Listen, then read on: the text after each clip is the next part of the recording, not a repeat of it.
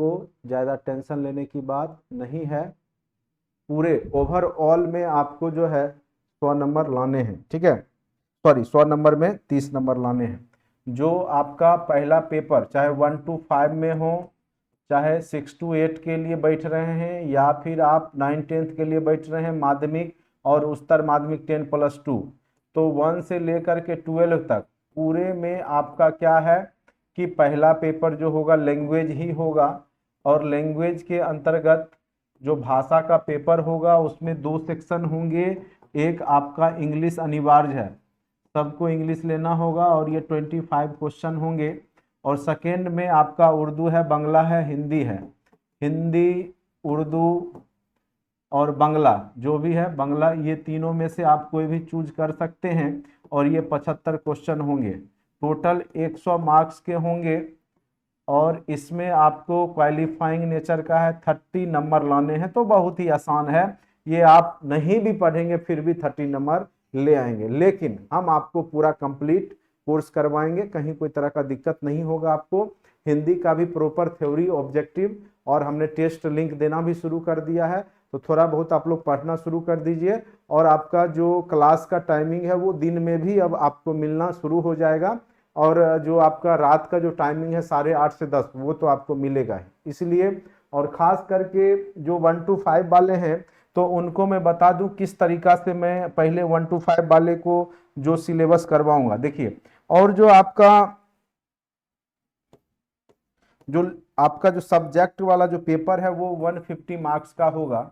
जो सब्जेक्ट जो आपका है, चाहे 1 to 5, 1 से लेकर के 12 तक का ले लें, तो देखिए 1 to 5 में तो एकदम क्लियर हो गया है कि आपका 1 to 5 के जो क्वेश्चन होंगे वो ज़्यादा टफ नहीं पूछे जाएंगे। और यहाँ पे मेन रूप से आपको जैसे इतिहास पढ़ना है, तो इतिहास में राष्ट्रीय आंदोलन पर विशेष हम लोग को फोकस करना है, ठीक है। जो आपका 9-10 लेवल तक का है उसके इतिहास को हम लोग अच्छे से पढ़ लेंगे।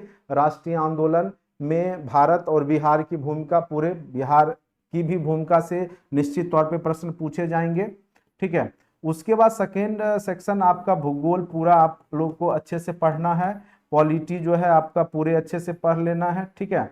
उसके बाद देखिए जनरल अवेयरनेस में सब कुछ आ जाता है इसे, तो हम बेसिक सारा कुछ पढ़ लेंगे, भूगोल हो, पॉलिटी हो, इकोनॉमिक्स हो। तो चूंकि आपका 150 क्वेश्चन है तो ये सभी जगह से क्वेश्चन पूछे जाएंगे, ठीक है। उसके बाद एक सबसे अति महत्वपूर्ण ईवीएस, इन्वायरमेंट साइंस, पर्यावरण विज्ञान है, इसको हम लोग अच्छे से पढ़ेंगे। और मैं उम्मीद करता हूं कि कल या परसों से फिर मैं ये ईवीएस का आपका क्लास लेना शुरू कर दूंगा 1 to 5 वालों के लिए। तो यहाँ से क्वेश्चन आएंगे और मैथ, रीजनिंग, ठीक है। मैथ बेसिक जो भी प्राइमरी लेवल का है, फिर रीजनिंग, ठीक है। तो रीजनिंग, ये सारे टॉपिक आपको 1 by 1 करके कवर करा दिए जाएंगे। भरोसा रखिए, ज़्यादा नहीं पढ़ना है आपको।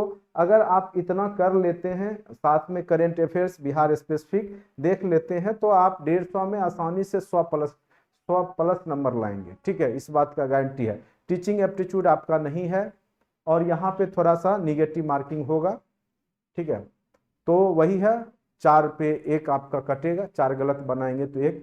तो हम लोग को बता देंगे कि कैसे बनाना है, और रिस्क थोड़ा बहुत लेना ही पड़ेगा आपको एग्जाम में, ठीक है। चूंकि बीपीएससी जो निगेटिव लाया है तो 4 में 1 है।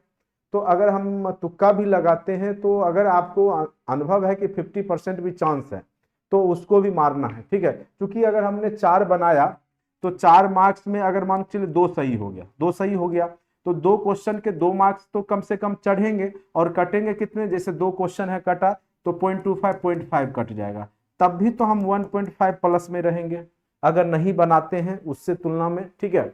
तो लेकिन ये डिपेंड करेगा कि आपका तुक्का भी कितना परसेंटेज आपको लग रहा है कि वो सही होगा।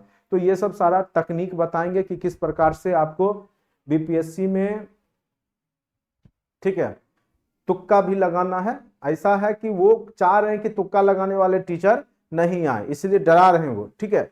लेकिन मैं आपको तुक्का लगाना भी सिखा दूंगा, और तुक्का लगाने में नुकसान नहीं है, ठीक है, बशर्ते कि एकदम साफ दिमाग में आपको थोड़ा भी नहीं है, तब तो फिर रिस्क नहीं लेना है।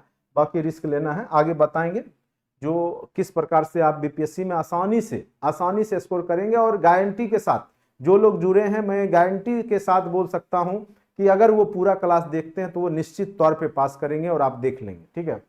तो ये आपका 1 to 5 में ये सब चीजों पे फोकस किया जाएगा, क्या पढ़ें, ज्यादा माथा भोजल नहीं करना है। मैथ के बेसिक जो भी चैप्टर है, एलसीएम एचसीएफ हो, नंबर सिस्टम हो, परसेंटेज हो, जो भी आपका है, कल से आपका एक्स्ट्रा क्लास 6 से 7:30 मैथ का हमने जो आपका एसटीईटी लेवल के मैथ वाले हैं, 9 10th वाले, 10+2 वाले, उनके लिए भी मैं स्पेशल क्लास अरेंज करूंगा। कल से आपका वो 6 से 7:30 के बीच में आपका लाइव सेशन होना शुरू हो जाएगा, ठीक है।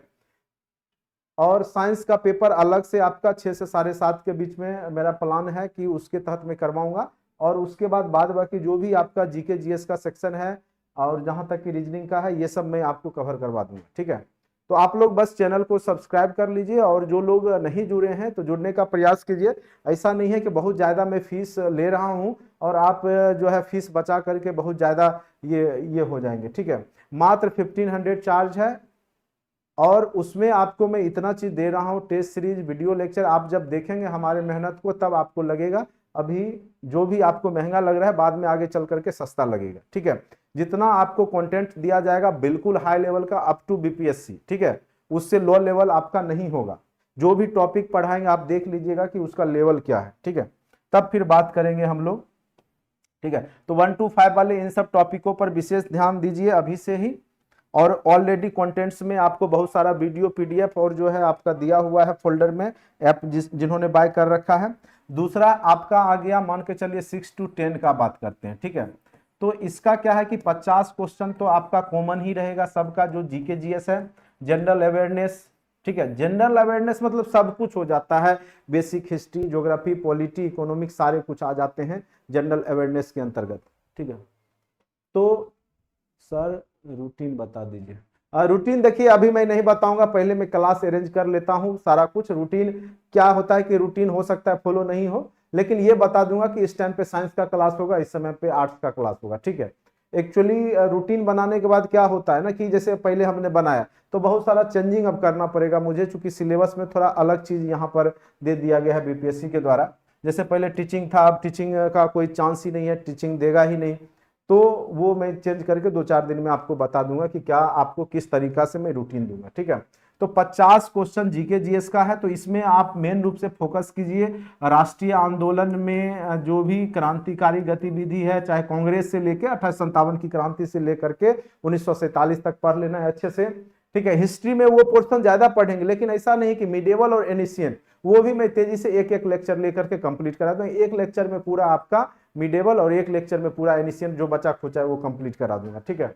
तो वहां ज्यादा टेंशन नहीं होगा, मेन रूप से हम लोग राष्ट्रीय आंदोलन में पढ़ेंगे 50 क्वेश्चन में। उसके बाद बेसिक ज्योग्राफी पढ़ लेंगे, इकोनॉमिक्स पढ़ लेंगे, ठीक है, इसके तहत पॉलिटी पढ़ लेंगे, ठीक है। तो इससे ज्यादा आपका जो है 10-15 क्वेश्चन तो इधर आ ही जाएंगे। करेंट अफेयर्स के 10 क्वेश्चन जरूर, 10 नहीं तो 5-6 क्वेश्चन तो जरूर रहेंगे, और कुछ क्वेश्चन आपका बेसिक मैथ रीजनिंग के भी 10 क्वेश्चन रहेंगे। तो 50 क्वेश्चन यहाँ से आप लोग जो भी 6 to 10 वाले होंगे वो ले आएंगे। और रही बात 100 क्वेश्चन वाला, तो 100 क्वेश्चन में जिनका साइंस है उनके लिए स्पेशल साइंस मैथ का क्लास जो है आपका 6 से 7:30 बजे अरेंज होगा, ठीक है, वो अलग सर पढ़ाएंगे। उसके बाद आपका जो भी आर्ट्स वाला है, तो आर्ट्स वाला तो आप इधर से पढ़ ही रहे हैं, तो आर्ट्स में जो भी आपका 9-10 तक का जो सिलेबस है, जो आपका एससीईआरटी के बुक में है, वो सारा टॉपिक देखिए। उन्होंने बोला कि आप जो पढ़ाएंगे वहां से तो पूछे ही जाएंगे, लेकिन उसमें आपको डीपली महारत हासिल करना है। जैसे हमको पढ़ना है प्रथम विश्व युद्ध, ठीक है, तो प्रथम विश्व युद्ध जो 9-10 का है वो तो पढ़ेंगे, लेकिन उसको अप टू हाई लेवल तक पढ़ के जाएंगे। उनका कहने का उद्देश्य ये है, जैसे हम लोग बेसिक चैप्टर में, जैसे साइंस में अगर हम फोर्स पढ़ते हैं, बल पढ़ते हैं, तो उसको अप टू 10+2 लेवल तक का हम पढ़ लेंगे, जिससे कि क्या होगा कि उसका जो भी लेवल होगा बीपीएससी का, वहां तक आपको कोई दिक्कत नहीं होगा, ठीक है। तो उनका कहने का अर्थ था, आज जो बोल रहे थे कि आपका टॉपिक आपके ही सिलेबस का होगा, 10 तक का ही होगा, लेकिन अप टू उसका जो लेवल होगा क्वेश्चन का, जैसे 1857 की क्रांति, वीर कुंवर सिंह, ये सब आप 8-9 में भी पढ़ते हैं। जैसे स्वतंत्रता संग्राम वाला जो है, महात्मा गांधी की भूमिका जो भी है, तो वो सब हम लोग पढ़ते हैं। तो उसको थोड़ा डीपली अच्छे से अध्ययन करने के लिए उन्होंने बोला है, ठीक है। ये नहीं कि आपको जो पढ़ाना है वही बुक केवल पढ़ करके रह गए, तो आप कुछ क्वेश्चन बनाएंगे, लेकिन जब डीपली क्वेश्चन पूछे जाएंगे तो आप नहीं बना पाएंगे। तो जो सारे टॉपिक है उसको आपको डीपली पढ़ना है। हाँ, जो भी, जैसे देखिए यहाँ पर मेन रूप से आप सोशल साइंस और साइंस में बांटिए, ठीक है। तो सोशल साइंस, साइंस और लैंग्वेज, खास करके 6 to 8 में लैंग्वेज वाले का ही सीट है, बाद बाकी का तो है नहीं। लेकिन जो एसएसटी वाले हैं सोशल साइंस, तो वो अपना हिस्ट्री, ज्योग्राफी, पॉलिटी, इकोनॉमिक्स, चारों सेक्शन को आप लोग अच्छा कीजिएगा, ठीक है। चारों सेक्शन से क्वेश्चन पूछे जाएंगे, निश्चित तौर पे पूछे जाएंगे। तो आपका जो ये 100 क्वेश्चन है, तो 100 क्वेश्चन में साइंस और सोशल साइंस ये अलग अलग हम लोग पढ़ेंगे। रही बात पीजीटी का, जो 10+2 में है, जैसे बहुत लोग कंप्यूटर के हैं, तो वो लोग अभी 50 और लैंग्वेज, ये आप स्ट्रॉन्ग रखिए। बाकी आपका जो सब्जेक्ट है, मेरा प्रयास होगा कि आपका सब्जेक्ट का कुछ हद तक जो भी सिलेबस है थ्रोली आपको करा दिया जाए, ठीक है। बाकी जिनका उर्दू है, संस्कृत है, वो लोग खुद से अभी से पढ़ना शुरू कर दीजिए, ठीक है। तो ये आपका जो ओवरऑल है, मेरे हिसाब से मैं आपको अच्छे से 50 नंबर वाला जो है पीजीटी में अच्छे से करवा दूंगा, लैंग्वेज आपका करवा दूंगा। हाँ, आपका जो स्पेशल जैसे किन्हीं का केमिस्ट्री है, तो बेसिक केमिस्ट्री में पढ़ा दूंगा, atomic structure, chemical bonding, periodic table, जो भी आपका 9th-10th का है। लेकिन अगर आप 10+2 के लिए बैठ रहे हैं, तो आप क्या कीजिए कि उसका प्रॉपर जो भी सिलेबस है उसको आप अपने मन से, अपने खुद से तैयारी करना शुरू कीजिए। कोई अभी आपको नहीं पढ़ाएगा, क्योंकि वो बहुत बड़ा सिलेबस होता है, ठीक है। कोई भी बोल रहा है वो ठगेगा आपको, कोई नहीं पढ़ा पाएगा, क्योंकि एक बड़ा सिलेबस है, 2-3 महीना में वो आपको ये करवाएगा कि वो करवाएगा। तो वो आप खुद कीजिए, और आपको पता है कि एसटीटी में किस लेवल के क्वेश्चन पूछे गए थे। और एक स्टैंडर्ड बुक फॉलो कीजिए, कोई भी विद्यालय का, जैसे केंद्रीय विद्यालय का है या अन्य एग्जाम जो भी स्पेसिफिक सब्जेक्ट का होते हैं, तो वो सब बुक ले लीजिए और उसको पढ़ना शुरू कर दीजिए, ठीक है। नहीं, इंग्लिश में पास होना जरूरी नहीं है, ये आप लोग के लिए। देखिए, शुरुआत में तो मुझे लगा उनकी मंशा जरूर थी कि दोनों विषय में जिस तरीका से वो बोल रहे थे, लेकिन उनपे भी दबाव बना, चूंकि यह हिंदी भाषी क्षेत्र है और मैक्सिमम लोग हिंदी वाले ही हैं, तो उनका इंग्लिश आज तक उन्होंने पढ़ा नहीं है ढंग से। लेकिन आज उन्होंने जैसा बयान दे रहे थे, तो वो बोल भी रहे थे कि बेसिक इंग्लिश तो आना जरूरी है, ठीक है। तो उनकी मंशा ढुलमिल थी, लेकिन अब जाकर के क्लियर है कि ओवरऑल उन्होंने बोला, और उनके लिए वो उन्होंने किया होगा कि जो मान के चलिए जिनका हिंदी कमजोर है, इंग्लिश अच्छा है, तो वो लोग अपना 25 में से अपना अच्छा स्कोर कर लेंगे, इंग्लिश में, हिंदी में कुछ करेंगे, पास कर जाएंगे। तो हो सकता है ये सोच करके उन्होंने 25 इंग्लिश डाल दिया है, कि बहुत सारे बिहार के ऐसे भी स्टूडेंट हैं जो इंग्लिश मीडियम के हैं और उनका हिंदी बहुत वीक है, तो उस स्थिति में वो भी लैंग्वेज में पास कर जाए। मुझे लगता है यही उनकी सोच थी, और बहुत अच्छा पॉजिटिव सोच है, गलत सोच नहीं है उनका भी। और बिहार के भविष्य के लिए, शिक्षा जगत के लिए जो भी हो रहा है अच्छे के लिए हो रहा है। बाकी देखिए जो भी प्रोसेस है अच्छे से बस हो जाए, ठीक है। चलिए, आज अब टाइम आपका स्टार्ट हो गया है, तो आज का जो टॉपिक होगा वो राष्ट्रीय आंदोलन हम लोग स्टार्ट करेंगे, और खास करके आज हम लोग पढ़ेंगे 1857 की क्रांति, उसके कारण, उसके परिणाम, फिर उसमें बिहार की क्या भूमिका थी, बिहार ने किस प्रकार से पार्टिसिपेट किया, और उसके जो नेता बने बिहार में, वीर कुंवर सिंह, किस प्रकार से उन्होंने अंग्रेज को हराया, और 80 वर्ष की अवस्था में भी, ठीक है, बूढ़े शेर की तरह दहाड़े, और उन्होंने जो है अंग्रेजों को मरते दम तक जो है अंग्रेजों के दांत खट्टे किए। तो इस प्रकार से हम लोग आज पूरा चैप्टर पढ़ेंगे। थोड़ा लंबा सेशन है, आप लोग ध्यान से एकाग्रता के साथ सुनते रहिएगा। सारा क्वेश्चन लास्ट में फिर मैं आपको ऑब्जेक्टिव आपका जो है लिंक दे दूंगा, और आप लोग टेस्ट बना लेंगे। लगभग उसमें 100 क्वेश्चन के आसपास होंगे, क्योंकि यह अति महत्वपूर्ण टॉपिक है, बीपीएससी का फेवरेट टॉपिक है, और यहाँ से निश्चित तौर पे प्रश्न पूछे ही जाते हैं। तो हम इसमें आपको समग्र अध्ययन करवाएंगे, बाकी आपका लेवल लो रहे अप रहे वो देखेंगे एग्जाम के बाद, ठीक है। अब सबसे पहले हम लोग जानेंगे कि 1857 की क्रांति। देखिए, हमने जो नोट्स दिया है वो नोट्स पे बाद में आएंगे, वो शॉर्ट में नोट्स है, लेकिन थोड़ा सा हम लोग डीपली अध्ययन के तहत थोड़ा सा उसका बैकग्राउंड जान लेते हैं, कहानी क्या है 1857 की क्रांति, आखिर क्यों हुई, क्या कारण थे, आखिर उसमें असफलता क्यों हाथ लगी भारतीयों को या सेनाओं को, वो सब के बारे में थोड़ा सा हम लोग बैकग्राउंड जान लेते हैं, जिससे कि हमें समझना उस टॉपिक को बहुत ही आसान हो जाएगा, ठीक है।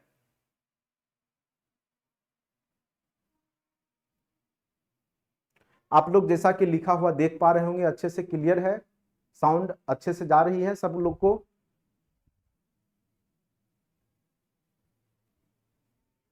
बिल्कुल बिल्कुल, हिंदी का 100 जो आपका अलग होगा, उसका लगभग 80% क्वेश्चन तो आपका तैयारी हो जाएगा, इसी में हो जाएगा, घबराइए नहीं। चलिए, अब आते हैं 1857 की क्रांति के बारे में, जानते हैं कि 1857 की क्रांति के क्या कारण थे, ठीक है।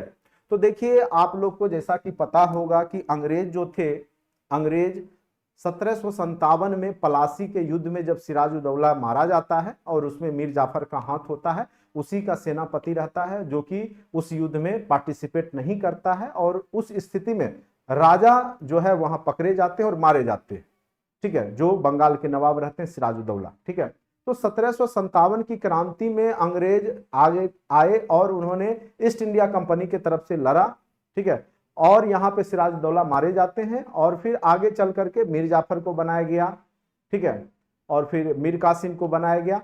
फिर मीर कासिम उनके बातों को नहीं पूरा कर सका, तो आगे चल करके जो है दोनों के बीच में फिर अंग्रेज और मीर कासिम के बीच में युद्ध होता है, बक्सर का युद्ध, ठीक है। और फिर उसमें जो है सम्मिलित जो तीनों सेना थी, अवध का और बंगाल का, ठीक है, और दिल्ली का, तो तीनों का यहाँ पे हार होता है, और फिर इलाहाबाद की संधि होती है, और उसके तहत क्या होता है कि आपका सारा दीवानी व्यवस्था, ठीक है, दीवानी व्यवस्था मतलब टैक्स वसूलने का काम अंग्रेजों को मिल जाता है। दीवानी व्यवस्था मतलब जो भी जितना भी टैक्स होगा वो वसूली करेंगे कौन, अंग्रेज। और प्रशासनिक व्यवस्था किसके हाथ चला जाता है, तो बंगाल के नवाब के पास, जो भी अंग्रेज हाथों के कठपुतली को बनाता है, ठीक है। तो यहां पर आप देखिएगा कि तो वहीं से आपका जो 100 वर्ष का लंबा पीरियड चलता है अंग्रेजों के द्वारा, तो अंग्रेज धीरे धीरे शोषणकारी नीति अपनाते हैं और धीरे धीरे शोषण करना शुरू करते हैं। तो बहुत कारण थे 1857 की क्रांति का। तत्कालिक कारण तो था आपका चर्बी वाला कारतूस, जैसा कि आप लोग को पता है कि वहां पे एक बेस ब्राउन बंदूक था, ठीक है, उसके जगह रॉयट जो एक बंदूक आया था उसमें चर्बी वाला कारतूस का प्रयोग किया जाता था, ठीक है। तो आगे वो सब भी चर्चा करेंगे।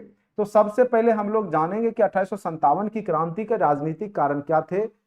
चूंकि यहाँ पे 1757 के बाद ही अंग्रेजों ने हस्तक्षेप करना शुरू कर दिया था, और यहाँ पर देखिए राजनीतिक कारण के था सबसे पहला लॉर्ड वेलेस्ली का सहायक संधि। लॉर्ड वेलेस्ली का सहायक संधि क्या था कि इसके तहत जो भी राज्य थे, देसी रियासत थे, उसको सहायक संधि के तहत साइन करवाता था अंग्रेज लोग और उसको अपने में मिलाता था, ठीक है, और उसके बदले में उसकी सुरक्षा करता था। और कुछ नियम था कि जो भी सहायक संधि के तहत शामिल होंगे उनको किसी विदेशी देशों के साथ संबंध नहीं बनाना है या किन्हीं के साथ बनाना है, तो पहले जो अंग्रेज हैं उनको आपको खबर करना होगा। अपने मन से ना ही किसी के साथ युद्ध कर सकते हैं, ना ही किसी पे अटैक कर सकते हैं। ये एक अंग्रेजों की चाल थी कि भारतीय पैसों से, जो भारतीय राजाओं के पैसों से अपनी सेना तैयार करना और खुद शासन करना, ठीक है। तो कई बार पूछ देता है कि सहायक संधि की शुरुआत किसके द्वारा की गई थी, तो लॉर्ड वेलेस्ली के द्वारा। तो ये बहुत बड़ा कारण था कि अंग्रेजों ने सहायक संधि के तहत धीरे धीरे क्या किया, देसी रियासत को अपने में मिला लिया, ठीक है। और उस पर क्या किया, चूंकि उसके पास अब सिर्फ और सिर्फ जो है प्रशासनिक इकाई है, लेकिन सेना तो अंग्रेजों की है। और पहले से इन्होंने संधि के तहत साइन करवा लिया कि आप अपने मन से किसी के साथ ना ही संबंध बना सकते हैं, संबंध स्थापित नहीं कर सकते किसी अन्य देश के साथ, या आप आपस बगल के रियासत के साथ कुछ भी करना होगा तो हमारे परमिशन से। और यहाँ पर जो है देसी रियासतों ने कह सकते हैं कि सुरक्षा के बदले में गुलामी को मोल खरीद लिया, यानी सुरक्षा, अपनी सुरक्षा कि दूसरा कोई चढ़ाई नहीं करे, उसके बदले में वो खुद गुलाम हो गए, ठीक है। तो सहायक की संधि की नीति जो थी अंग्रेजों की, वो बहुत ज्यादा यहाँ पर जो देसी रियासत के राजा थे उनको परेशानी हुई। उसके बाद डलहौजी का व्यपगत का सिद्धांत। देखिए जो 1857 की क्रांति में लक्ष्मीबाई ने जो लड़ाई की 1857 में, आपको पता होगा कि झांसी की रानी लक्ष्मीबाई ने भी अंग्रेजों के दांत खट्टे किए थे, ठीक है। दांत खट्टे करना मतलब यहाँ पर पूरा पुरजोर तरीके से युद्ध करना अंग्रेजों के साथ, और अंग्रेजों के छक्के छुड़ा दिए थे, ठीक है। तो डलहौजी का जो व्यपगत का सिद्धांत था, इसके तहत देखिए वो चाहते थे किसी भी प्रकार से उसको अपने में शामिल कर ले, ब्रिटिश राज में शामिल कर ले, ठीक है। तो जिस राजा के पास अगर पुत्र नहीं है, दत्तक पुत्र है, तो उसके राज को अंग्रेज खुद में मिला लेते थे व्यपगत के सिद्धांत के तहत, ठीक है। जिनके पास पहले क्या था कि राजा लोग जिनके पास पुत्र नहीं है तो वो दत्तक पुत्र लेते थे, गोद ले लेते थे, और फिर वो आगे का प्रशासन या उसको राजा बना दिया जाता है। लेकिन यहां पर क्या हुआ कि व्यपगत के सिद्धांत के तहत डलहौजी ने यहां पर नीति अपनाई कि जिन राजाओं के पास पुत्र नहीं है उनका राज अंग्रेजी सत्ता के अधीन आ जाएगा, अंग्रेजी प्रशासन के अधीन आ जाएगा, यानी ब्रिटिश भारत का पार्ट बन जाएगा, ठीक है। तो इसी के तहत उसने झांसी, उदयपुर, नागपुर को मिला लिया। अब इससे भी नहीं रहा गया तो इसने 21 से 23 का कुछ बाद में बताएंगे, पहले पढ़ लीजिए, ठीक है।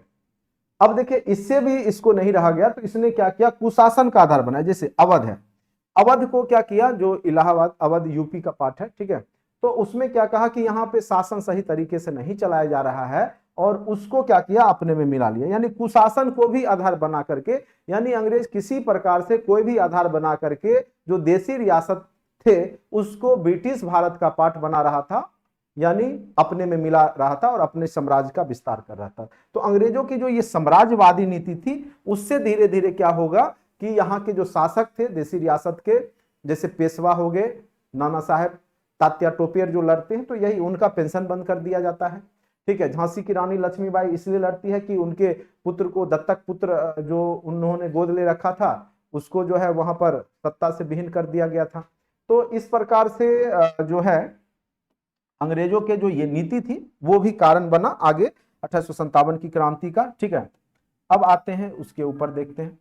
उसके बाद है पेशवाओं का पेंशन बंद। जैसे नाना साहब थे तो मराठा के थे ना, मराठा से जुड़े हुए थे, तो उनको पहले पेंशन दिया जाता था, ठीक है। लेकिन अंग्रेजों ने क्या किया कि नाना साहब को पेंशन देना बंद कर दिया। तो फिर नाना साहब भी कानपुर से वहां पर युद्ध में शामिल हो जाते 1857 की क्रांति में। फिर जो देखिए एक और भी कारण है यहाँ पर, छोटा सा कारण है कि पहले क्या था कि जो न्यायालय था उसमें पारसियन भाषा का प्रयोग किया जाता था, लेकिन आगे चल करके अंग्रेजी भाषा को यहाँ पे प्रयोग में लाया गया, तो जिसका भी यहाँ पे लोगों ने विरोध किया।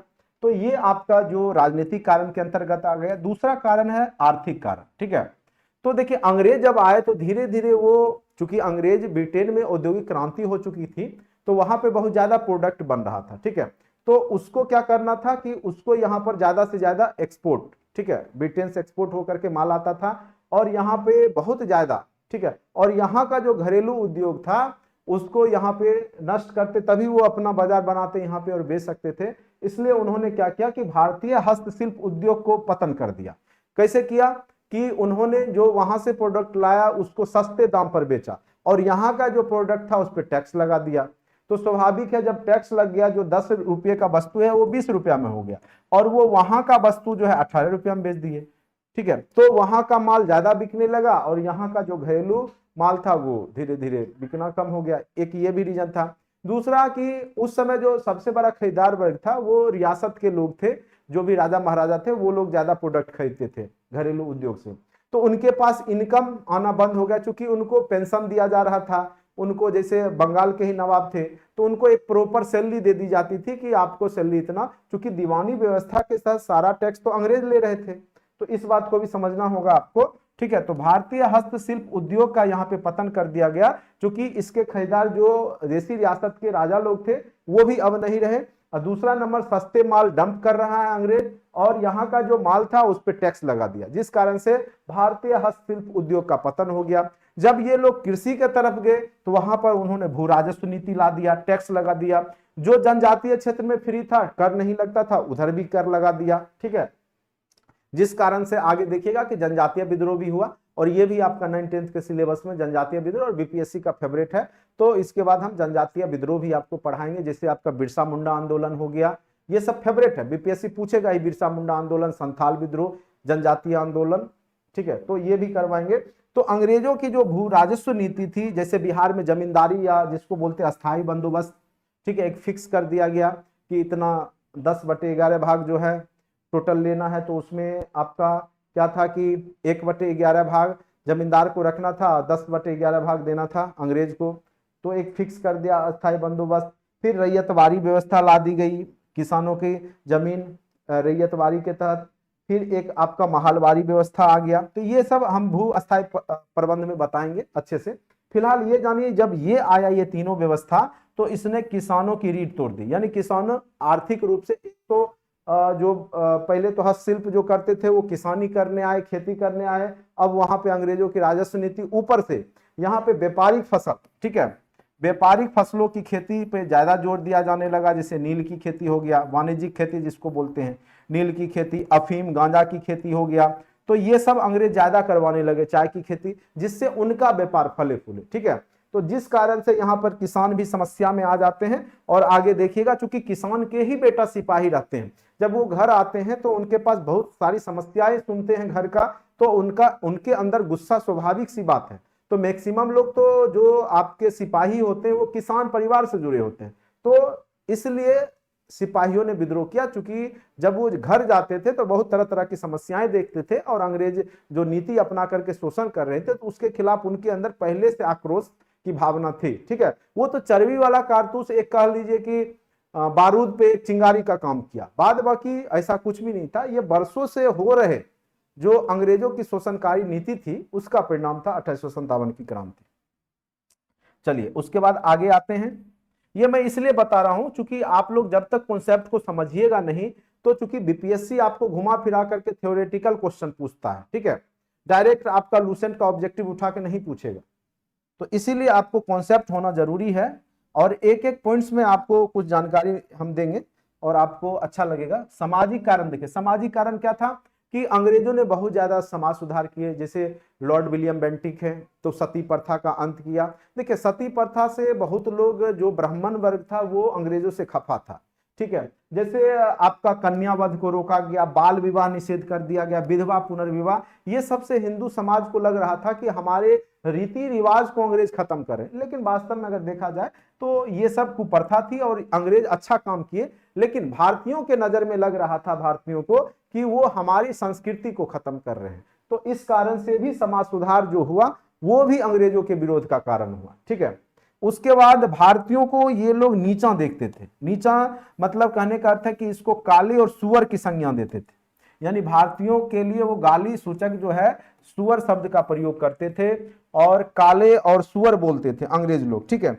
तो कहीं ना कहीं भारतीयों के मन में अंग्रेजों के प्रति भी नफरत की भावना आएगी, क्रिया के विपरीत प्रतिक्रिया होती है, ठीक है। उसके बाद है 1813 का चार्टर अधिनियम। इसके तहत क्या किया गया, आपको हमने बताया भी था। 1813 का जो चार्टर अधिनियम के तहत ईसाई मिशनरियों को छूट दे दी गई कि वो भारत में अब जा करके लोगों को धर्म परिवर्तन करवा सकता था और ईसाई धर्म का प्रचार कर सकता था। तो ये लोग आए तो जगह जगह जा करके हिंदू लोग हैं या जो भी अन्य धर्म को मान रहे थे, तो उसको प्रलोभन दे दे करके भी ईसाई धर्म में कन्वर्ट करना शुरू कर दिया। तो ये भी एक बहुत बड़ा कारण था आपका, तो आप समझ ही गए सामाजिक कारण में, ठीक है। उसके बाद आपका महत्वपूर्ण कारण जो कि तत्कालिक कारण बना, वो आपका कौन सा है, तो सैनिक कारण, ठीक है। तो अंग्रेजी सेना में भारतीयों का जो पोस्ट होता था वो सूबेदार से ऊपर नहीं होता था, ठीक है, सूबेदार से ऊपर नहीं होता था और भारतीयों को बहुत कम सैलरी दी जाती थी। भारतीय को 80 से 150 रुपया दिया जाता था, जबकि वही काम के लिए अंग्रेजों को उस समय 500 से 600 रुपया दिया जाता था। तो एक ही काम के लिए दो दो आपका यहाँ पर सैलरी देना भारतीयों के अंदर जो है, भारतीय सेनाओं के अंदर जो है अंग्रेजों के खिलाफ भावना यहाँ पे पैदा हो गई थी। तो सबसे बड़ा रीजन था वेतन में भी असमानता थी और भारतीयों को सूबेदार से ऊपर पोस्ट नहीं दिया जाता था।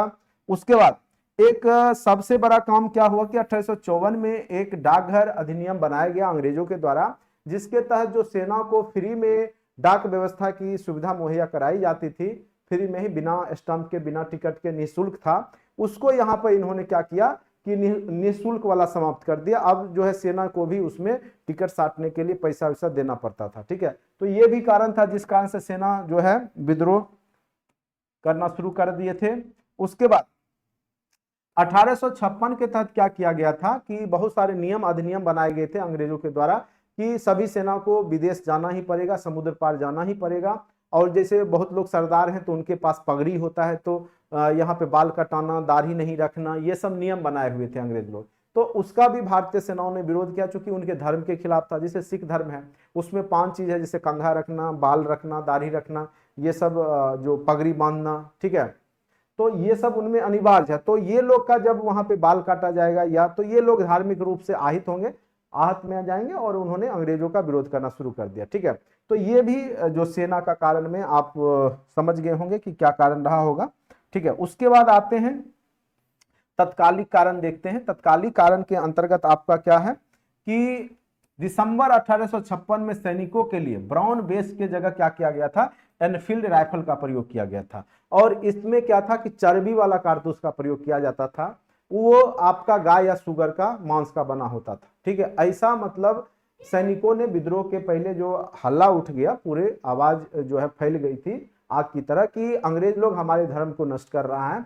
वास्तविकता क्या था नहीं था इस पे कोई कंफर्मेशन नहीं मिला, लेकिन हाँ चमड़े का प्रयोग किया जाता था। और क्या चीज का चमड़े का प्रयोग, तो चूंकि वो लोग सुअर का ज्यादा प्रयोग करते हैं, तो सुअर और गाय के चर्बी का, तो सेनाओं को लगा कि जो अब देखिए जो मुसलमान लोग हैं वो सुअर से नफरत करते हैं, तो उसके बाद गाय है तो गाय भी जो हिंदू लोग हैं वो गाय के मांस को मुंह में लेना नहीं चाहेंगे, उनसे उनका धर्म नष्ट होगा। तो उन्होंने व्यापक रूप से विरोध करना शुरू किया और पहले स्वतंत्रता संग्राम के जो नेता बने जिन्होंने विरोध किया था वो थे मंगल पांडे। आगे शॉर्ट नोट्स में मंगल पांडे के बारे में भी मैं बताऊंगा। तो ये सारे कारण रहे और ये असफल हो गया, उसके क्या कारण थे पहले मैं वो बता देता हूं। विद्रोह का सीमित स्वरूप था, जैसे यह विद्रोह आपके उत्तर पूर्वी भारत में ही शुरुआत हुआ, बिहार बंगाल में ही हुआ, आगे दक्षिण भारत या आपका पंजाब के लोग यहाँ पे पार्टिसिपेट नहीं किए, जिस कारण से इसको दबाना उधर से सेनाओं को बुला करके आसान हो गया। ठीक है, क्योंकि जब उत्तर पूर्वी भारत के लोग यहाँ पे विरोध किए, सेना विरोध की, तो उधर से दक्षिण भारत और पंजाब पश्चिम भारत से सेनाओं को बुला करके यहाँ कंट्रोल कर लिया गया। उसके बाद इनके पास संगठन नहीं था, सब अलग अलग यहाँ पे देसी रियासत के राजा अलग तरीके से लड़ रहे थे, सेना अपने तरीके से लड़ रही थी।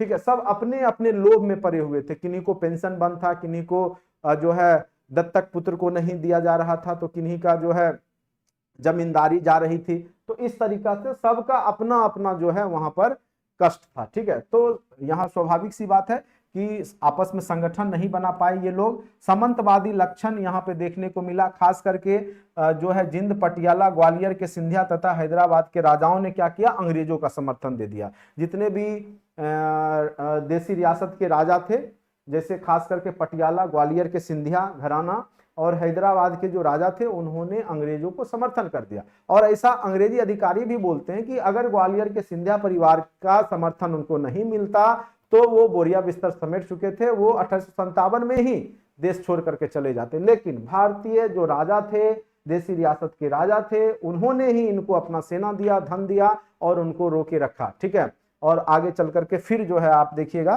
कि लगभग 100 वर्ष तक अंग्रेज शासन कर लेते हैं। अब देखिए अंग्रेजों के वास्तविक रूप को जो मध्यम वर्गीय परिवार थे, क्योंकि जन सामान्य लोग इसमें पार्टिसिपेट नहीं किए, जो पढ़े लिखे जो मध्यम वर्गीय लोग थे उनको लगता था कि अंग्रेजों के ही संरक्षण में भारत का विकास हो सकता है, आधुनिकीकरण हो सकता है, इसलिए वो जो है यहाँ पर किसी भी प्रकार का प्रतिक्रिया नहीं दिखाए। जो जन सामान्य लोग थे या मध्यम वर्गीय लोग थे, उन्होंने सेना को लड़ने छोड़ दिया और उन्होंने पार्टिसिपेट नहीं किया। ठीक है, उसके बाद है निश्चित योजना और योग्य नेतृत्व का अभाव था। सबका अपना अपना योजना था, सबका कॉमन योजना नहीं था, नेतृत्वकर्ता सभी के एक नहीं थे, सब अलग अलग तरीके से लड़ रहे थे, ये कारण था। उसके बाद यह आंदोलन 31 मई को निर्धारित की गई थी कि 31 मई से सेनाओं के द्वारा किया जाएगा, लेकिन समय से पहले ही 10 मई को ही स्टार्ट हो गया, जिससे कि समय से पहले होने के कारण जो है ये लोग तैयार नहीं हो पाए थे युद्ध करने के लिए, सेना लोग, तो जिस कारण से भी यहाँ पे हार मिली। उसके बाद निश्चित उद्देश्यों का अभाव, सीमित साधन, तो अंग्रेज के इतना तो साधन भारतीय सेनाओं के पास थी नहीं, और आसानी से अंग्रेजों ने अपने साधन का प्रयोग करके, नए नए हथियार का प्रयोग करके भारतीय सेनाओं का जो है दमन कर दिया। ठीक है, तो इस प्रकार से आप देखिएगा कि कारण के स्तर पे भी हमने आपको बता दिया। अब और क्यों हारा, सेनाओं का क्यों दमन हो गया और सेना नहीं जीत पाई, क्या कारण थे वो भी हमने बता दिया। अब परिणाम क्या हुए वो थोड़ा सा पढ़ लेते हैं, उसके बाद हम लोग तेजी से जो नोट्स है उसको पढ़ लेंगे, बस आपका कंप्लीट हो जाएगा अच्छे से। परिणाम क्या हुए कि राजनीतिक परिणाम क्या हुए कि यहाँ पर आपका सारा शासन प्रशासन क्या हो गया, अब ईस्ट इंडिया कंपनी का नहीं रहा, बल्कि अब क्या हो गया, ब्रिटिश क्राउन के अधीन हो गया, यानी भारत पे राज मुकुट का शासन हो गया। अब महारानी यहाँ की रानी बन गई, भारत की भी रानी कौन बन गई, महारानी बन गई। ठीक है, 1858 के एक्ट के तहत, तो ये परिणाम देखने को मिला। ठीक है, उसके बाद भारत सचिव का एक पद बनाया गया और वायसराय जो लॉर्ड कैनिंग बनाए गए, जो गवर्नर जनरल थे भारत के, अब वो वायसराय बन गए। तो ये सब यहाँ पर देखने को मिला। राजनीतिक, सैनिक में भी बदलाव देखने को मिला। पहले अंग्रेजी सेनाओं की संख्या कम थी, अब बढ़ा दी गई और अलग अलग रेजिमेंट बना दिया गया, जैसे Gorkha regiment, Punjab regiment, Bihar, UP, सबको अलग अलग कर दिया गया, इसलिए कि ये आपस में मिलेंगे तो फिर भी क्रांति करेंगे तो सब सम्मिलित हो जाएंगे। अगर अलग अलग रहेंगे, अगर कोई एक ग्रुप के लोग अगर क्रांति करते तो दूसरे ग्रुप के लोग को बुला करके, सेनाओं को बुला करके उनको कंट्रोल कर लिया जाएगा।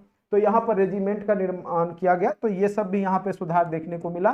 फिर आर्थिक कारण में रैयतवारी जो कानून था उसमें संशोधन किया गया और किसानों के टैक्स को थोड़ी कमी कर दी गई। साम्राज्य विस्तार की नीति यहाँ पे अंग्रेजों ने समाप्त कर लिया, जो आपका व्यक्तिगत के सिद्धांत हो चाहे सहायक संधि हो, इस पे अब उन्होंने रोक लगा ली, क्योंकि उनको लग रहा था कि अब बहुत ज्यादा विरोध करने लगे हैं। उसके बाद सामाजिक और सांस्कृतिक मामलों में हस्तक्षेप की नीति अपनाई, जो भी कह सकते हैं कर्मकांड पाखंड था भारतीय हिंदू धर्म में, या तो उसमें अब वो हस्तक्षेप करना बंद कर दिए, ठीक है। और देसी राजाओं के साथ मित्रता पूर्वक व्यवहार करने लगे और सामंतवादी व्यवस्था चरमरा गई। इससे क्या हुआ कि भारतीय लोगों के नजर में जो सामंती थे, जो जमींदार थे, उनके बारे में भारतीय लोग समझ गए थे कि ये देशद्रोही हैं और ये अंग्रेजों के समर्थन में है, जिससे धीरे धीरे क्या हुआ कि लोकल लोगों ने जो है वहां पर विद्रोह करना, जमींदारों के खिलाफ में विद्रोह करना शुरू कर दिया, ठीक है। तो ये सब आपके परिणाम के रूप में आप पढ़ सकते हैं। चलिए, तो यहाँ पे आपने देखा कि 1857 की क्रांति के क्या कारण थे, क्या परिणाम थे। अब हम लोग जो नोट्स हमारे द्वारा जो आपको दिया गया था आज दिन में, और बहुत ही अच्छा नोट्स है, हमने खुद उसको तैयार किया है और उसको अच्छे से ढंग से सारे पॉइंट्स को हमने इंक्लूड किया है, बिहार की भी भूमिका को इंक्लूड कर दिया है, साथ साथ उसमें जो है, चलिए ये तो आपका हो गया था, चलिए ये तो हो गया था।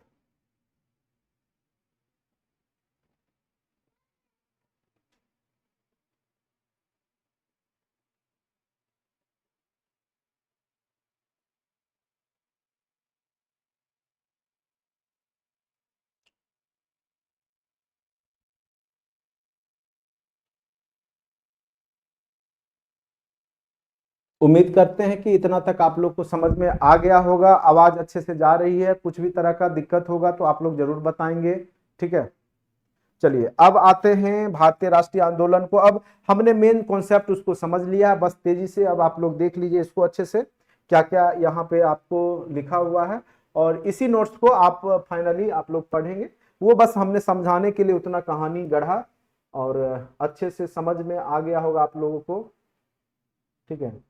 क्योंकि जब तक बैकग्राउंड नहीं बनाएंगे तो आप लोग को अच्छे से समझ में आएगा नहीं, ठीक है। तो हमने इसलिए उसका बैकग्राउंड बना दिया आपको, 1857 की क्रांति आखिर क्या थी, अंग्रेज किस प्रकार से, और यहाँ पे डायरेक्ट लिखा क्या हुआ है वो देखिए। 1857 की क्रांति के कारण, उद्भव, विस्तार और सफलता, परिणाम स्वरूप को पढ़ेंगे। यहाँ पर डायरेक्ट लिख दिया गया क्या, ब्रिटिश शोषणकारी नीतियां, डायरेक्ट एक शब्द में, ठीक है। और तत्कालिक कारण, चर्बी वाले कारतूस का प्रयोग, ठीक। उसके बाद उद्भव, विस्तार और पतन देखेंगे। तो सबसे पहले यहाँ पर देखिए जो महत्वपूर्ण तथ्य है, जैसे जनवरी 1857, ठीक है। तो जनवरी 1857, यहाँ पर सबसे पहले जनवरी में जो इसकी शुरुआत हुई, वह आपका जनवरी में जो शुरुआत हुआ वो दमदम सैन्य छावनी जो कि बंगाल में है वहां पर।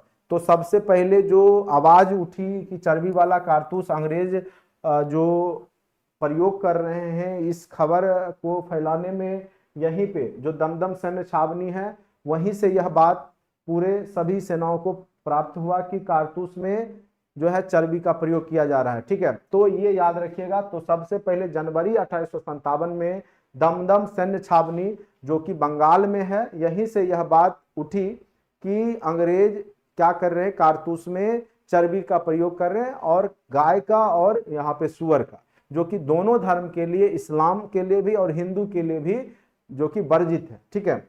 अब आते हैं फरवरी 1857, ठीक है। फरवरी 1857 में यह बहरामपुर छावनी तक फैल गया। अब देखिए मार्च की घटना है, अति महत्वपूर्ण घटना, जो कि बैरकपुर सैन्य छावनी बंगाल में घटित होती है, और इसके नेतृत्वकर्ता मंगल पांडे होते हैं, जो कि ये कई बार क्वेश्चन भी पूछा है किस, तो 34वीं नेटिव इन्फेंट्री इन्फेंट्री में कार्यरत थे। मूलतः यूपी के बलिया जिले के निवासी थे मंगल पांडे जिनका नाम था। इन्होंने विद्रोह की शुरुआत कर दी और इन्होंने क्या किया कि 29 मार्च 1857 को, ठीक है, जब इन्होंने विरोध किया तो अंग्रेजों ने इनको क्या किया था कि अंग्रेजों के साथ इनकी लड़ाई हो जाती है और वहां पर इन्होंने क्या किया, लेफ्टिनेंट बाघ था नाम का अंग्रेज अधिकारी था, उसकी इन्होंने हत्या कर दी। किसने? तो मंगल पांडे ने। और एक और उसके साथ में था सेना नायक मेजर हथुर से, उसको घायल कर दिया। और इस कारण से आगे चल करके अप्रैल में ही आपको मंगल पांडे को फांसी की सजा दे दी गई। ठीक है, आपने मूवी भी देखा होगा, आमिर खान का जो आया था मूवी मंगल पांडे, आपने देखा होगा, नहीं देखे तो देख लीजिएगा।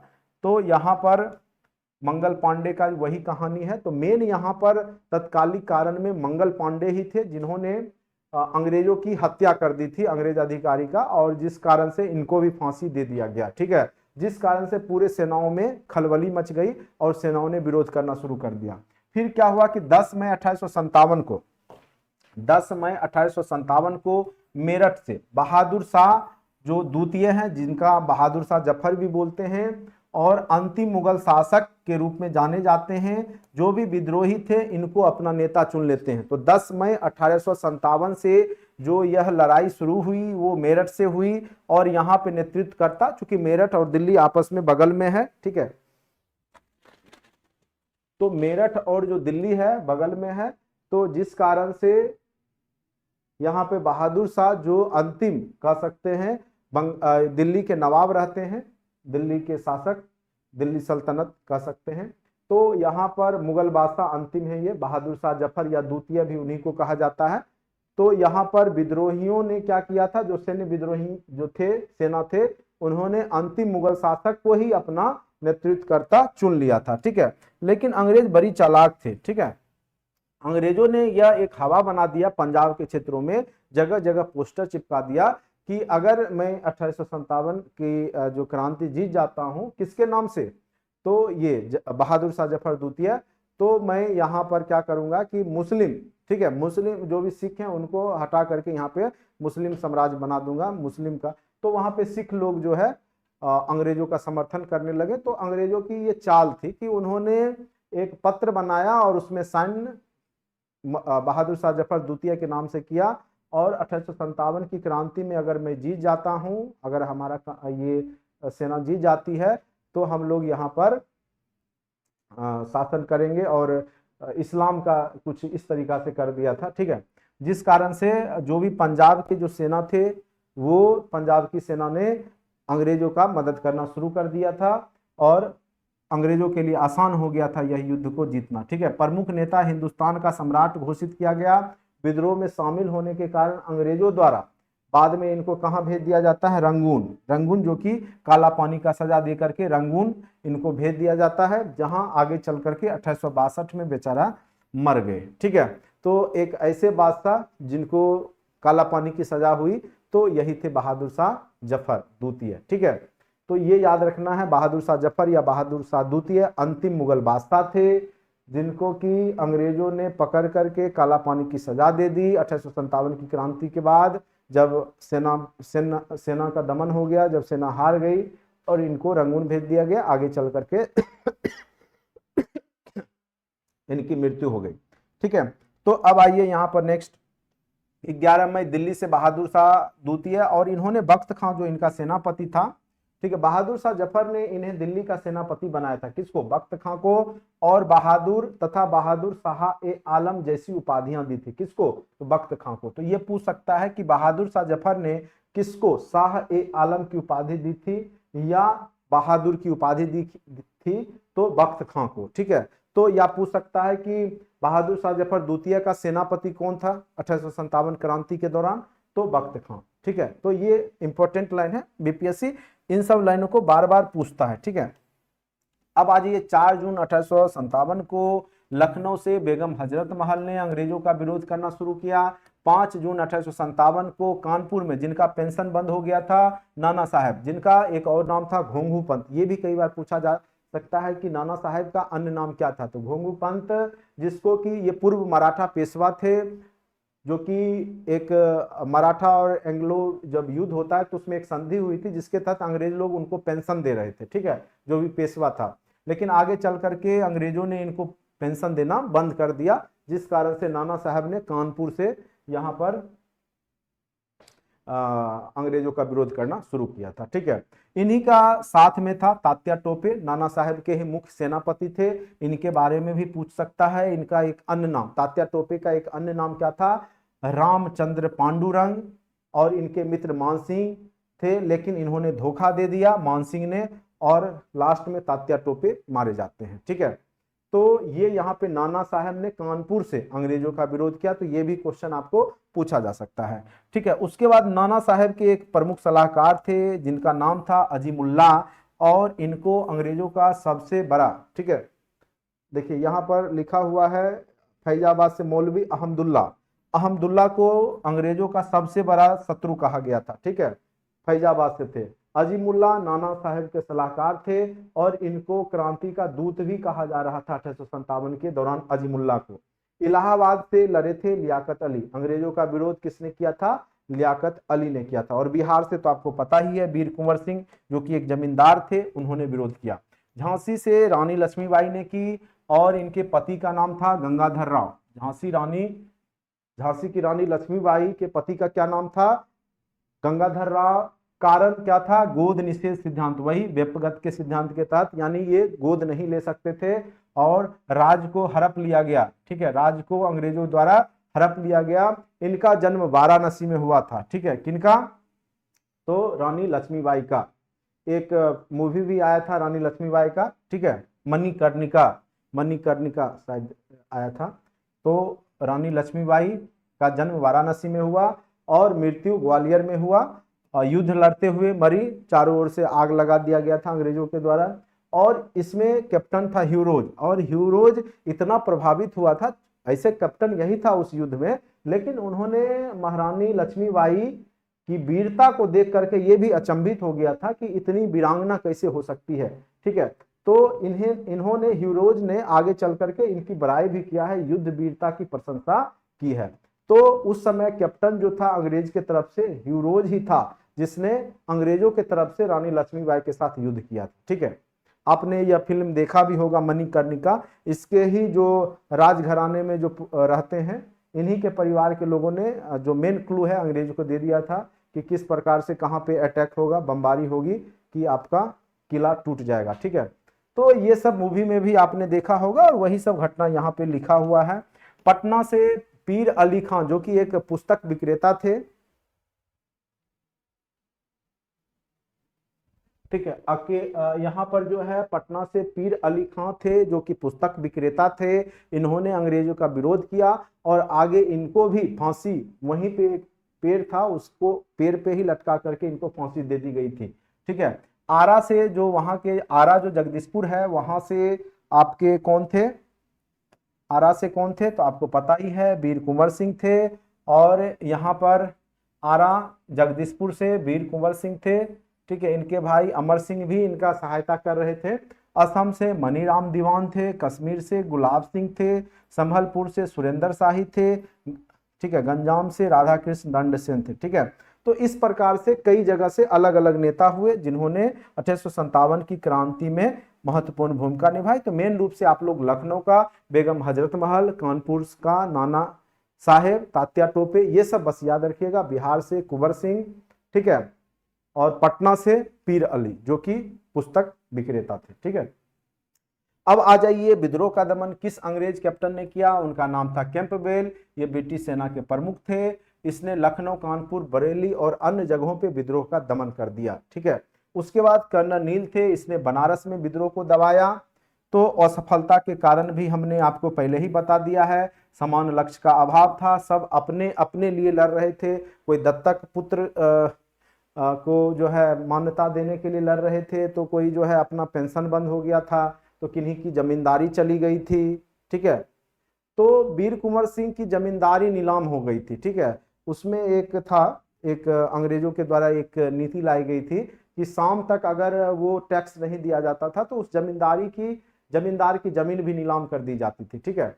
तो उसके शिकार हो गए थे, चलिए अब आ जाइए प्रमुख कारण, मध्यम वर्ग उदासीन ही रहा 1857 की क्रांति में, क्योंकि मध्यम वर्ग को लग रहा था कि जो आधुनिकीकरण है वो अंग्रेजों के द्वारा ही होगा भारत में, इसलिए वो अंग्रेजों का विरोध नहीं कर रहे थे।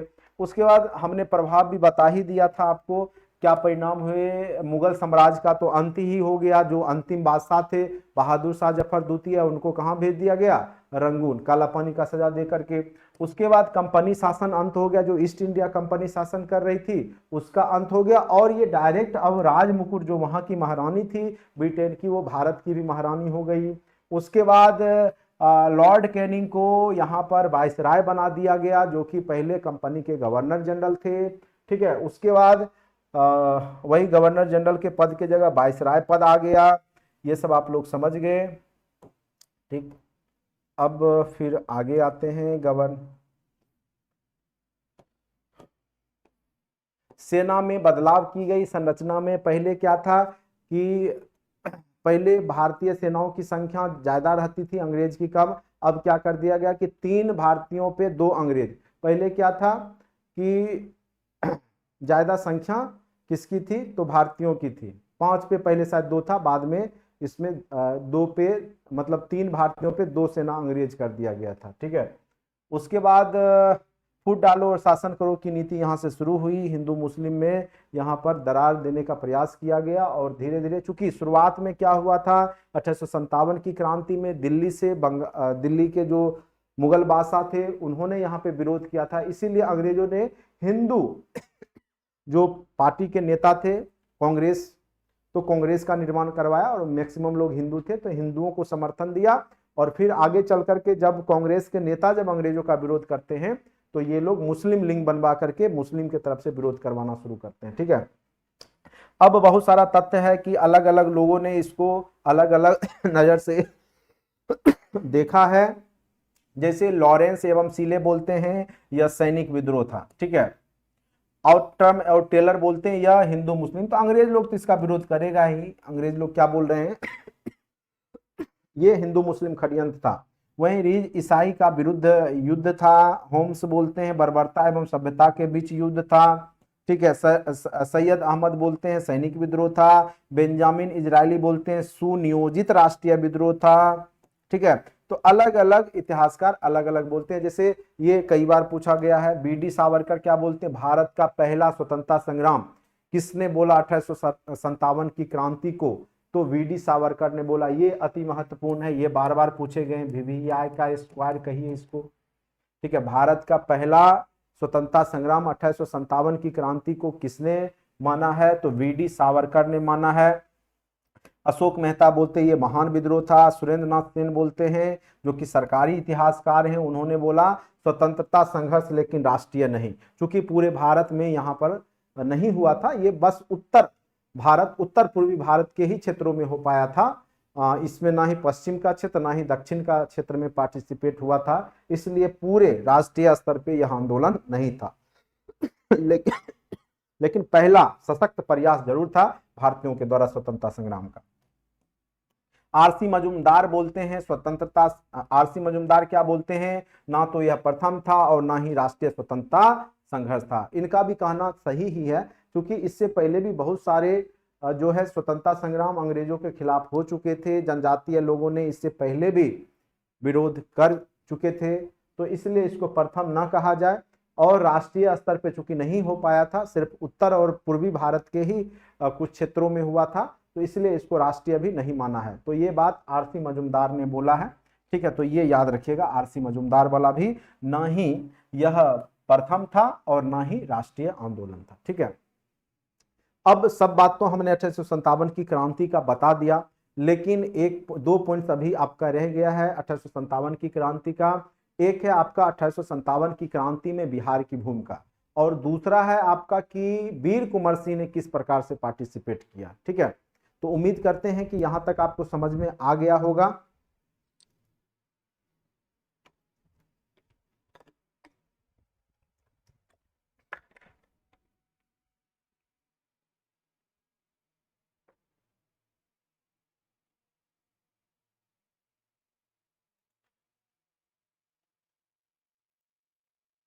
1 घंटे का आपका वीडियो हो चुका है, 1 घंटे का क्लास हमने कंटिन्यूअस लिया है।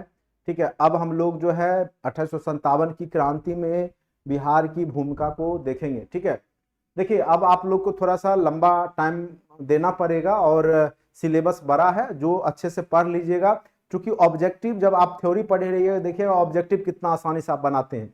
आपको हमने लिंक डाल रखा है, जो आप ऐप है उसके अंदर आपका जीके जीएस पार्ट टेस्ट में जाइएगा और वहां पे इतिहास का फोल्डर होगा, उसमें 1857 की क्रांति का ऑब्जेक्टिव क्वेश्चन होगा, उसको आप लोग हमारे पढ़ाने के बाद बना लीजिएगा। ठीक है, और उसमें जब आप सबमिट करेंगे तो आपको खुद सॉल्यूशन दिख जाएगा। बाकी थ्योरी में तो हम सारा कुछ आपको बता ही रहे। चलिए, बिहार में कहां से हुआ, कैसे हुआ, उसके बारे में देखेंगे।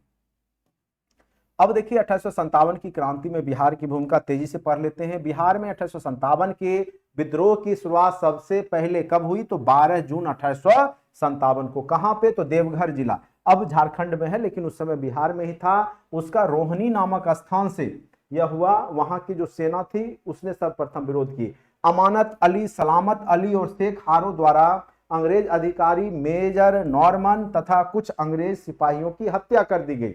ठीक है, और यहीं से जो है आपका बिहार में 1857 की क्रांति शुरुआत हो गई। इस जुर्म में इनको क्या किया गया, 16 जून 1857 को 200 से अधिक हथियारबंद क्रांतिकारी पटना सिटी के पुस्तक विक्रेता के नेतृत्व में एक टीम बनाए। एक कह सकते हैं कि गुलामी की जंजीर नामक एक संस्था बनाई और उसके तहत अंग्रेजों के खिलाफ करना शुरू कर दिया। ठीक है, तो यहां पर देखिए 200 से अधिक, चूंकि इनको हत्या कर दिया गया और कुछ अंग्रेज सिपाही की हत्या की, उसके बाद इन लोग को फांसी दे दिया जाता है। इस जुर्म में 16 जून 1857 को 200 से अधिक हथियारबंद क्रांतिकारी पटना सिटी के एक पुस्तक विक्रेता के नेतृत्व में देश के गुलामी की जंजीर, पुस्तक विक्रेता वही पीर अली हैं, उसको देश को आजाद करवाने के लिए पटना में निकल पड़े। विद्रोह को दबाने हेतु अफीम व्यापार के एजेंट जो थे मेजर लॉयल को भेजा गया बिहार में, और किंतु विद्रोहियों ने उनकी हत्या कर दी।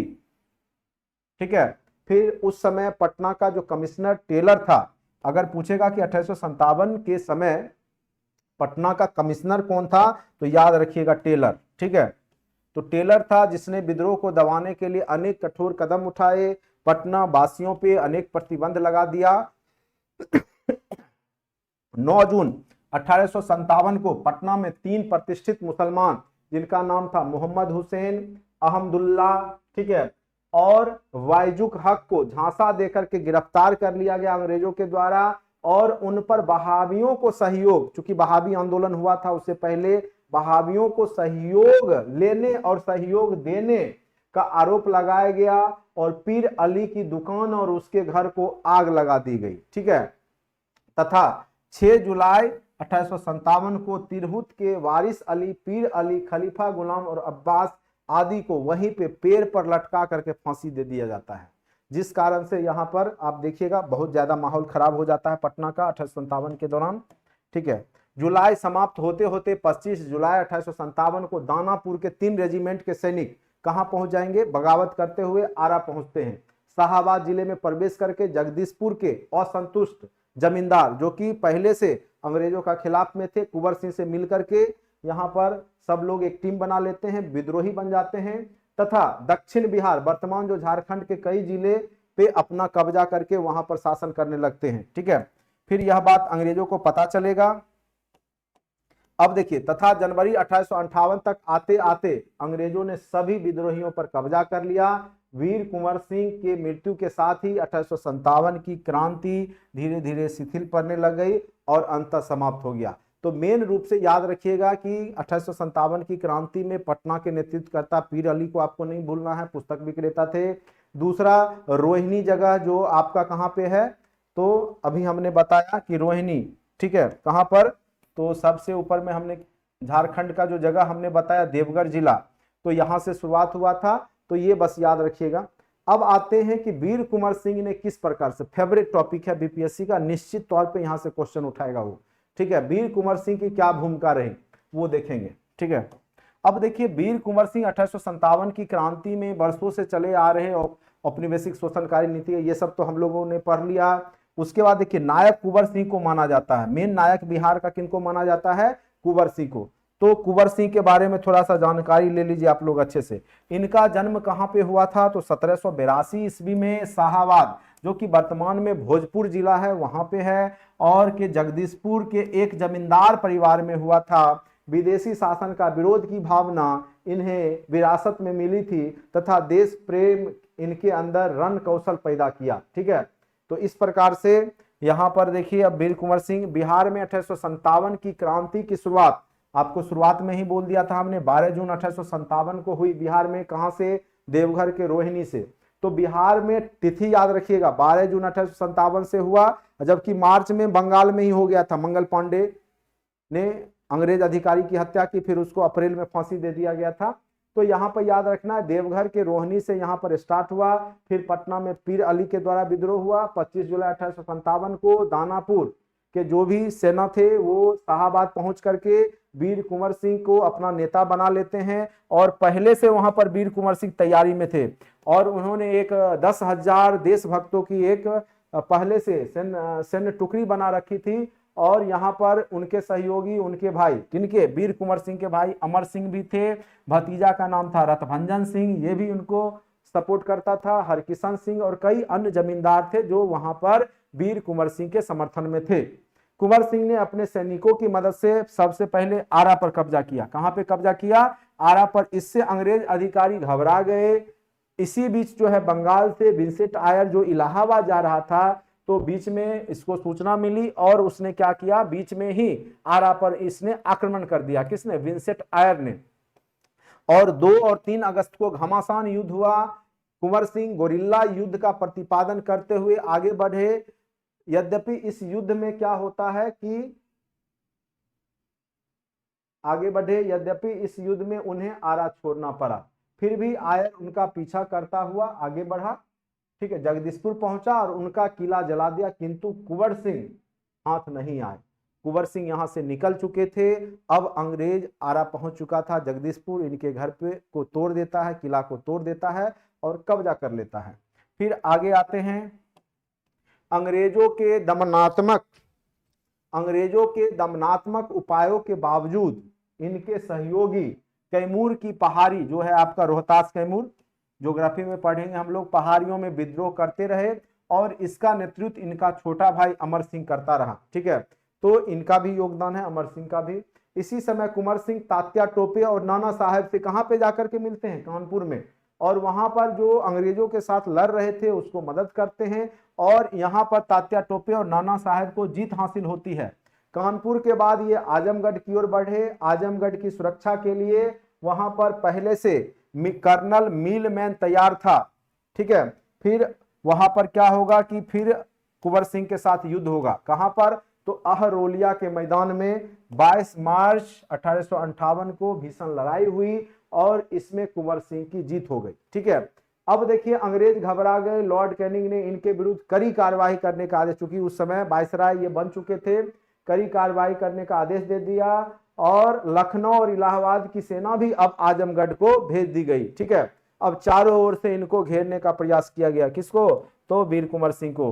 कुंवर सिंह इसकी भनक पहले लग गई थी, इनका जो गुप्तचर संस्था था बहुत मजबूत था। वे आजमगढ़ छोड़ देने का निर्णय लिया और इन्होंने अपनी दूरदर्शिता का परिचय देते हुए सेना की टुकड़ी को 2 भागों में बांट दिया, एक आजमगढ़ में और दूसरी गाजीपुर की ओर। यानी इनकी सेना 2 भाग में बट गई। एक का नेतृत्व ये खुद किए और एक का नेतृत्व जो है इनके साथी लोग किए। अंग्रेज लोग जिधर जा रहे थे उधर ये नहीं थे, बल्कि ये गुप्त रूप से दूसरे तरफ निकल गए थे। ठीक है, तो यहाँ पर इन्होंने रण कौशल का प्रयोग किया, अपनी कुशलता का परिचय दिया और यहाँ से वो भाग निकलने में कामयाब होते हैं। इसी बीच कुंवर सिंह जगदीशपुर की ओर अब इनको घर पहुंचना था। यहाँ लुगार ने डगलस को कुंवर सिंह का पीछा करने के लिए भेजा और 17 अप्रैल 1858 को डगलस ने आक्रमण कर दिया, किंतु डगलस को मुंह खानी पड़ी। और इसके बाद क्या हुआ कि अभी तक अंग्रेज लोग कुंवर सिंह को पकड़ नहीं पा रहे, ना ही जीत पा रहे। ठीक है,